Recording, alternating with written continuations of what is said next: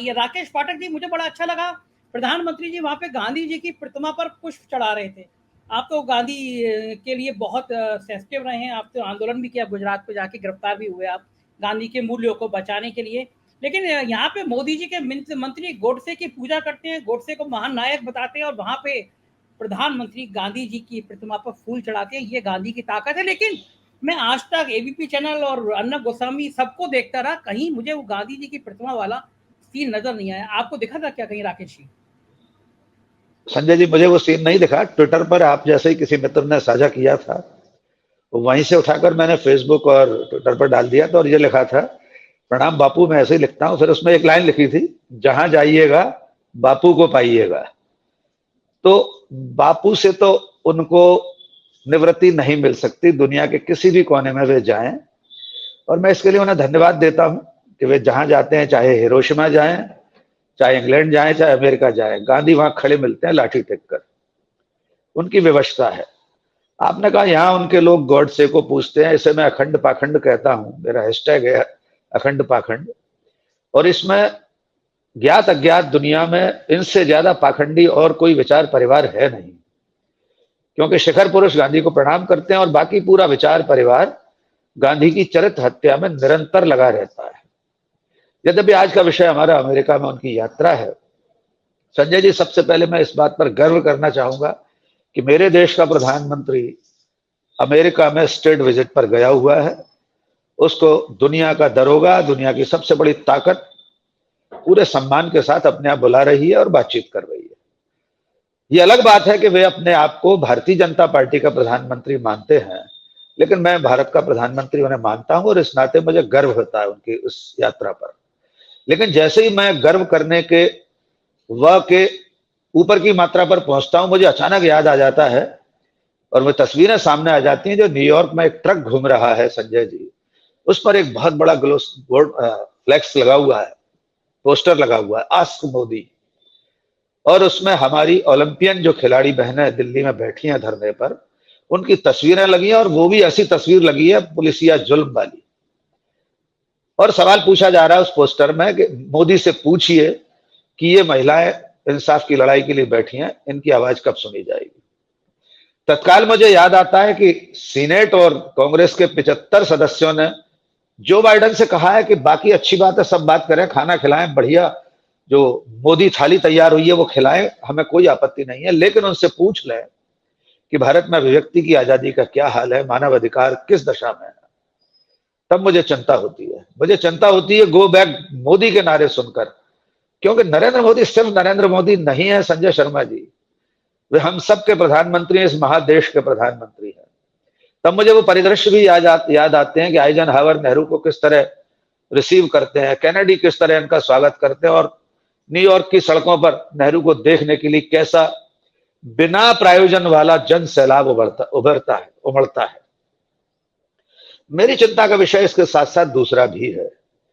America के साथ रिश्तों में जो असल बात है उस पर काफी कुछ संकेत उमाकांत जी ने और रविकांत जी ने कर दिया है कि ये कारोबारी रिश्ते हैं। मैं उसे भी अनुचित नहीं मानता कि भारत इस वक्त दुनिया का सबसे बड़ा बाजार है। अमेरिका हो या चीन, सब जानते हैं कि हमें अपना माल खपाना है, तो भारत के साथ दोस्ती रखना पड़ेगी, अच्छे रिश्ते रखने पड़ेंगे।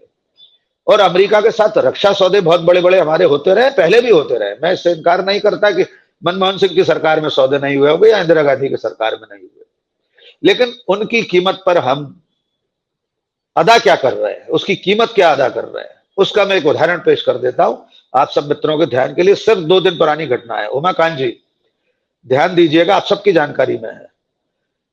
मुंबई हमले का आरोपी सज्जाद मीर, उसे ग्लोबल टेररिस्ट की लिस्ट में शामिल करने के लिए भारत और अमेरिका ने प्रस्ताव रखा संयुक्त राष्ट्र संघ में। आप सब जानते हैं उसको वीटो किसने किया? चीन ने उसको वीटो कर दिया है। अब हम उसका ऑडियो सुना रहे हैं सज्जाद मीर का दुनिया को कि वो मुंबई हमले के समय कमांड दे रहा था आतंकवादियों को, उन्हें बता रहा था कब क्या ऐसे करो। लेकिन जिस चीन ने वीटो कर दिया उसको लेकर नरेंद्र मोदी अगर जो बाइडेन से कोई बात नहीं करते, और यह प्रस्ताव भारत और अमेरिका ने संयुक्त रूप से रखा था सज्जाद मीर को ग्लोबल टेररिस्ट घोषित करने का, और चीन ने उसे वीटो कर दिया। 2 दिन पहले एक घटना 48 घंटे हुए हैं। माननीय प्रधानमंत्री अमेरिका में ही है, क्या इसका कोई तोड़ निकाल रहे हैं अमेरिका से बातचीत करते समय? क्या चीन के अतिक्रमण को लेकर हमारी इस वक्त जो दशा है उसको लेकर अमेरिका से कोई साथ उसका जुटा रहे हैं, उसका समर्थन हासिल कर पा रहे हैं? मेरे लिए प्रायोजित ढोल नगाड़े और भारत के जर खरीद मीडिया के इस हुआ करने से मेरी सेहत पर कोई फर्क नहीं पड़ता, क्योंकि वो मीडिया एक मित्र, आपने भी लिखा है ट्विटर पर, मैंने भी लिखा है, वो तो वहां जाकर भी हिंदू मुसलमान ढूंढ रहा है।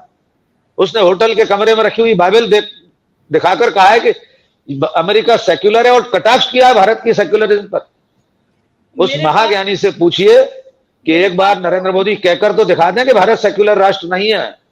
ठीक बात है, एक बार, मैं हर बार ये चुनौती देता हूं कि एक बार नरेंद्र मोदी के मुंह से कहलवा दीजिए लाल किले की प्राचीर से कि मेरे प्रधानमंत्रित्व में भारत सेक्युलर देश नहीं रहा है। आपको लग रहा है कि अब इतनी फजीयत के बाद गोदी मीडिया को सच बोलेगा या नहीं? संक्षिप्त में। मुझे उम्मीद नहीं है संजय जी, इनसे सुधार की कोई उम्मीद नहीं है, क्योंकि उन्होंने तो अपना पक्ष चुन लिया है, उनका पक्ष है सत्ता का पक्ष। लेकिन ऐसा करते हुए असल में वे अगली कई पीढ़ियों के लिए बहुत बड़ा नुकसान करके जा रहे हैं। पत्रकारिता के लिए एक कोटेशन, एक वाक्य कहा जाता है, यद्यपि अखबारों के लिए था, कि अखबार किसी भी समाज का जल्दी में लिखा गया दैनंदिन इतिहास है, हर दिन जो लिखा जाता है। अब उसमें आप इलेक्ट्रॉनिक मीडिया को भी शामिल कर लीजिए, लेकिन अगर उस दैनंदिन इतिहास को लिखते समय या दिखाते समय, टेलीविजन पर प्रस्तुत करते समय आप एक बड़ा हिस्सा उस इतिहास का, उस दिन का, प्रतिदिन का अगर छोड़ देंगे तो आने वाली पीढ़ियां उससे वंचित रह जाएंगी। हमारा आपका दायित्व तो सिर्फ जो हो रहा है उसे प्रस्तुत करना है। संपादकीय टिप्पणी के लिए अखबारों में संपादकीय पृष्ठ है, आपकी अपनी विशेष टिप्पणियां है, संजय शर्मा जी सुबह अलग से अपनी बात कहेंगे। लेकिन जो हो रहा है, अगर विरोध हो रहा है, 75 सीनेटर और कांग्रेसमैन अगर विरोध कर रहे हैं, चिट्ठी लिख रहे हैं, लोग बाइकाट कर रहे हैं, तो उसकी बात भी आनी चाहिए दर्शकों तक, पाठकों तक वो सूचना भी पहुंचना चाहिए। सूचना ये भी पहुंचना चाहिए कि एक राज्य हमारे देश का जल रहा है पूरी तरह से, उसके लोगों से, उसके सांसदों से, प्रतिनिधियों से मिलने की मोहलत और फुर्सत माननीय प्रधानमंत्री को नहीं मिली और विदेश चले गए। मुझे समझ में नहीं आता, अगर जाने से पहले सिर्फ 5 मिनट मणिपुर के लोगों से वे मिल लेते तो उनके ही सम्मान की में वृद्धि होती। लेकिन वे इस तरह से एकदम निश्चिंत हैं देश की स्थितियों से, तब जरूर चिंता होती है कि मेरे लिए अमेरिका में बजने वाले ढोल उतने इंपॉर्टेंट नहीं है, मेरे लिए चीत्कार जो मणिपुर से सुनाई दे रही है वो बहुत महत्वपूर्ण है। और उसे अगर प्रधानमंत्री सुनेंगे तो मेरे मन में उनके प्रति थोड़ा सम्मान बढ़ सकता है।